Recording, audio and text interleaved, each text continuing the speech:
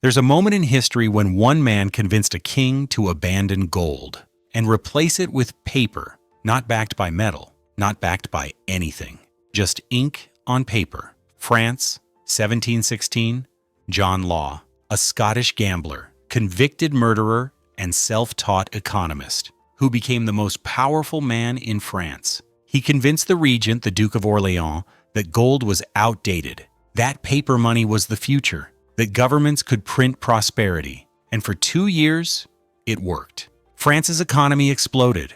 The stock market soared 2,000%. Unemployment vanished. Paris became the richest city in Europe. Servants became millionaires overnight. A new word entered the French language, millionaire. People called it the Mississippi Miracle. John Law was a hero, but by 1720, the entire system had collapsed. The stock market crashed by 95%. The paper money became worthless.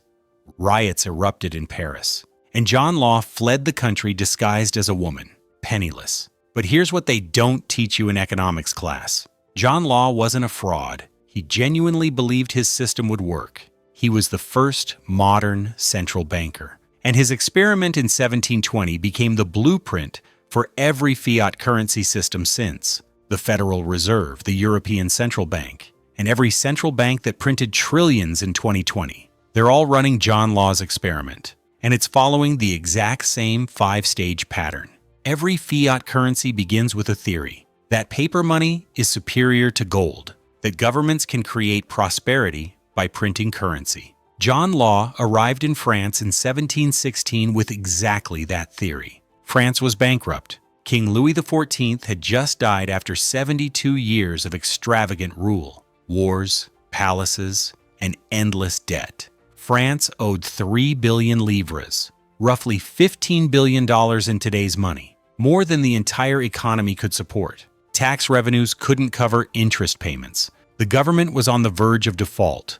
John Law offered a solution. Create a national bank, issue paper money, use the paper to pay off the debt, and back the currency not with gold, but with the wealth of France's colonies, specifically Louisiana, the Mississippi Territory, vast lands supposedly rich in gold, silver, and resources. Law's argument was seductive gold is limited, but Louisiana's potential is unlimited.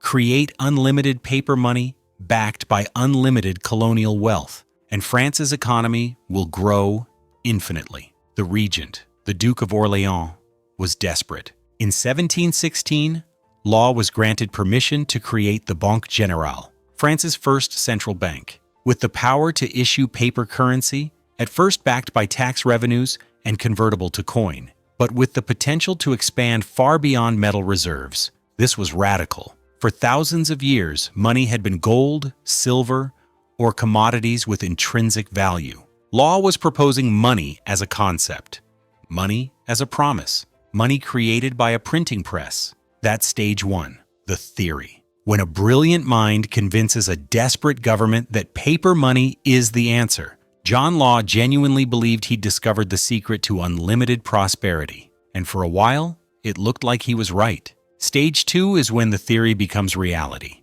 when the printing presses start, and when the initial results seem to confirm the theory. In 1717, John Law's bank began issuing paper livres, at first cautiously. The paper money was backed by tax revenues and convertible to gold on demand. People accepted it because it was more convenient than carrying heavy coins. The economy responded positively. Trade increased, businesses expanded, and unemployment fell. Law gained credibility. In 1717, Law took the next step. He created the Mississippi Company, a trading monopoly with exclusive rights to develop France's Louisiana Territory. And he did something brilliant. He allowed people to buy shares in the Mississippi Company, not with gold, but with government debt certificates. France's old debt, the worthless IOUs from Louis XIV's wars, could be exchanged for shares. This did two things. First, it made the old debt valuable again. People holding worthless government bonds suddenly had a tradable asset.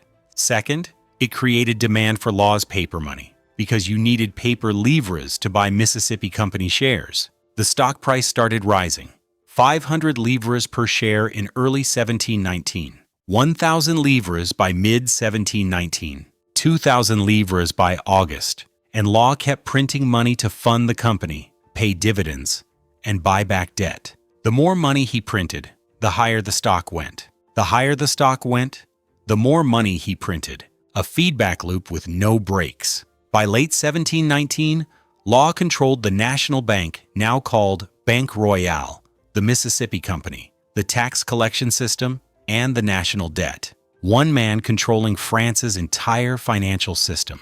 And it was working. France's economy was booming. Paris was flooded with wealth.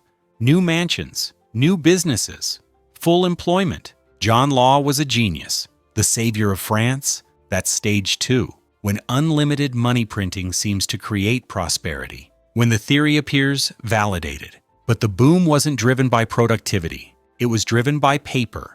And paper only has value as long as people believe in it. Stage 3 is when belief becomes mania. When asset prices detach from reality. When everyone is getting rich on paper. By early 1720, Mississippi Company shares were trading at 10,000 livres, up from 500 livres a year earlier, a 2,000% increase. Servants who bought a few shares were now wealthier than their employers. Coachmen quit their jobs to trade stocks full-time. The Rue Quincampoix in Paris, where stock trading took place, was packed every day. Thousands of people shouting bids, buying and selling shares, fortunes changing hands by the hour. A hunchback rented out his back as a writing desk for traders. He made enough money to retire. An English visitor wrote, "Paris has gone mad. Everyone talks of nothing but shares and profit." But here's the problem. The Mississippi Company wasn't profitable. Louisiana wasn't producing gold. The colonial ventures were losing money. Settlers sent to Louisiana were dying of disease. The company was paying dividends with newly printed money, not with profits, but nobody cared. Because the stock price kept rising, and rising prices created their own justification. If the stock is worth 10,000 livres, Louisiana must be valuable. If Louisiana is valuable, the stock will go higher, therefore buy more shares. John Law encouraged this. He kept printing money, kept buying shares to support the price, and announced fantastical plans for Louisiana.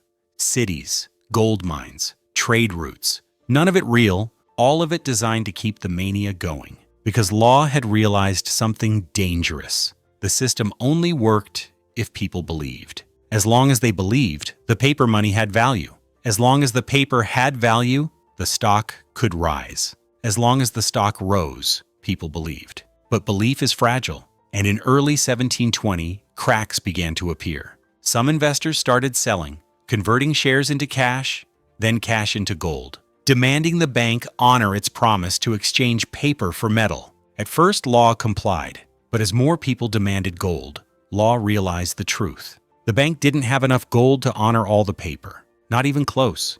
That's stage 3, the mania, when prices reach absurd levels, when the system is entirely dependent on belief, and when that belief is about to shatter. Stage 4 is when people stop believing, when they realize paper is just paper, and when they demand something real. In May 1720, John Law made a fatal decision. He declared that paper money was no longer convertible to gold. You couldn't exchange your livres for metal anymore. You had to trust the paper. This was supposed to stabilize the system. It did the opposite. The promise of convertibility was the only thing backing the currency. Once that promise was broken, the paper had no value except belief, and belief was already cracking.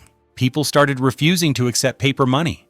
Merchants demanded gold. Landlords wanted metal, not paper. The wealthy started fleeing France, taking their gold with them. Law responded with capital controls. He made it illegal to own more than 500 livres worth of gold, illegal to export gold from France, forced merchants to accept paper money, the same tools every failing currency uses. But you can't force belief. The stock price started collapsing. 10,000 livres in January 1720, 8,000 in March, 5,000 in May, 2,000 in August. Everyone tried to sell at once. The Rue Quincampoix became a mob. Fights broke out, and people were trampled. The paper money was losing value daily. What bought a house in January bought a loaf of bread by September. Riots erupted in Paris.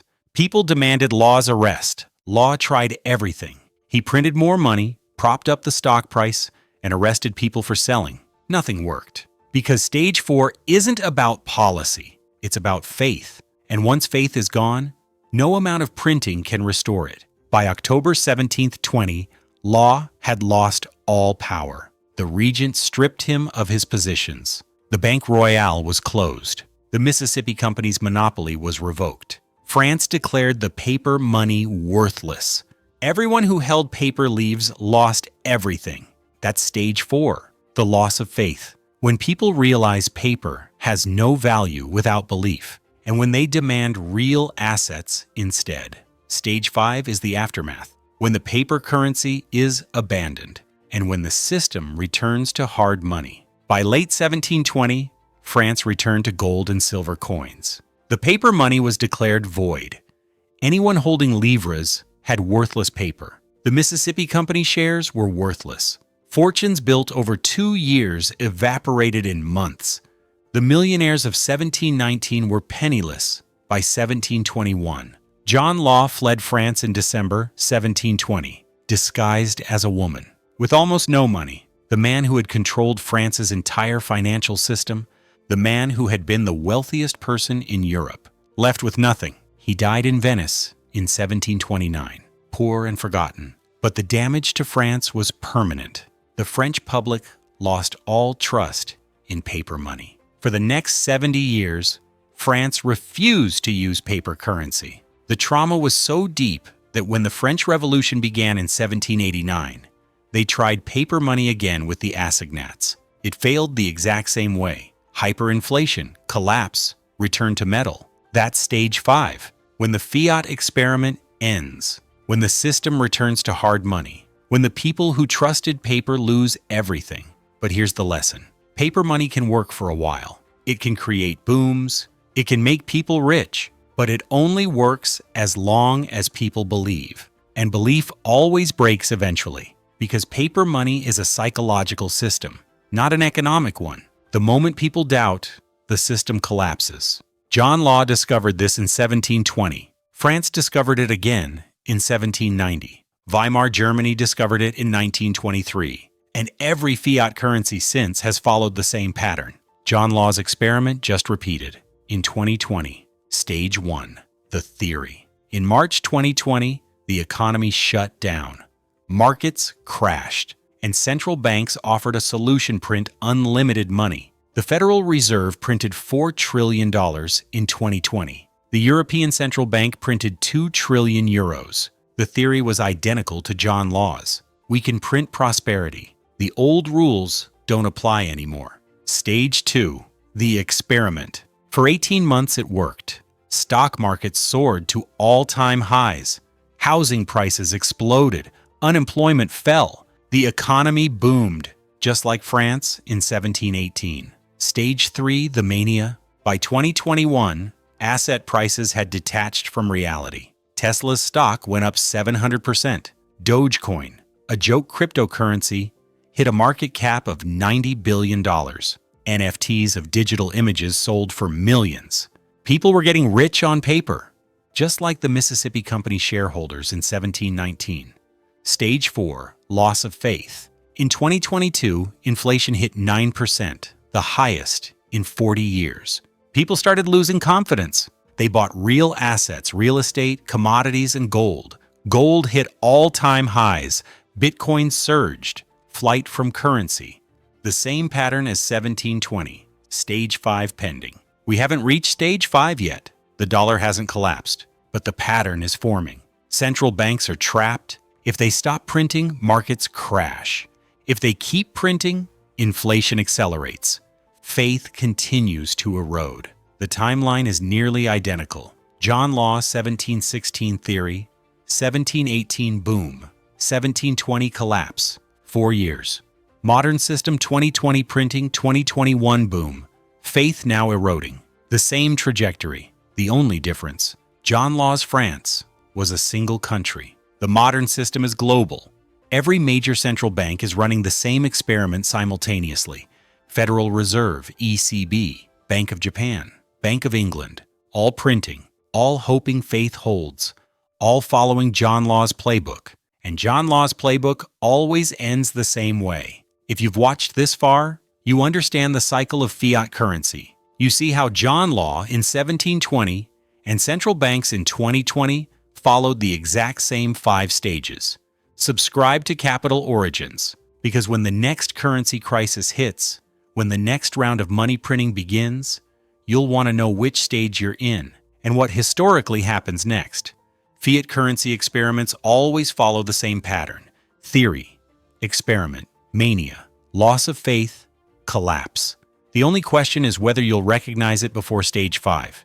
Hit subscribe, because John Law's experiment happened 300 years ago. But the lesson is for today, and the modern experiment is still running. You just need to know which stage we're in.